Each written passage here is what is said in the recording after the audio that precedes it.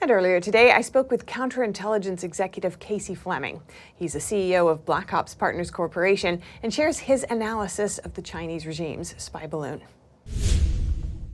Cayce Fleming, welcome to our show. Thanks so much for joining us. Thank you for having me. You spoke about the message that this incident is sending to the Chinese people. What kind of message do you think it's sending to the regime?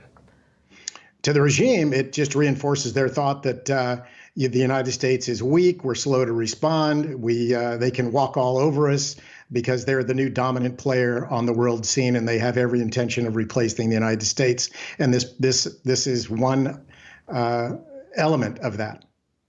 Right. Now, why do you think the U.S. didn't shoot it down sooner?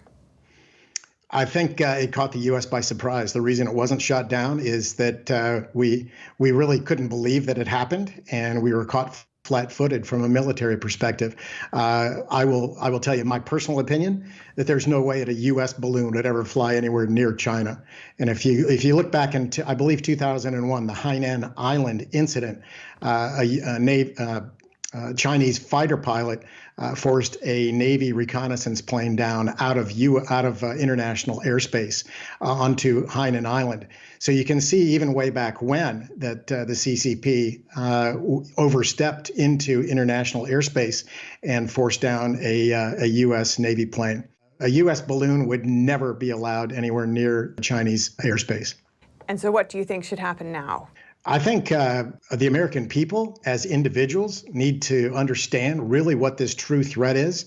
I get asked this all the time, Cayce, what do you think this is? And I'm like, this is World War III. This is what World War III looks like. You've got China, Russia, Iran, North Korea, and Pakistan, along with the Taliban, aligned against the United States and the free world to defeat democracy and reestablish a new world order of total control, surveillance, and punishment if you don't follow their rule. That means that's what's on the table for the American people, and their children and their grandchildren. So the American people need to wake up. They need to hold their government accountable and say, you need to help protect us and stop the nonsense here. And China's already drawn the line in the sand by many, many different times. This is just drawing the line even closer in the sand by sending a communications satellite through the United States. So it's raised the stake of war. In fact, there's an old terminology, an old term back in World War II.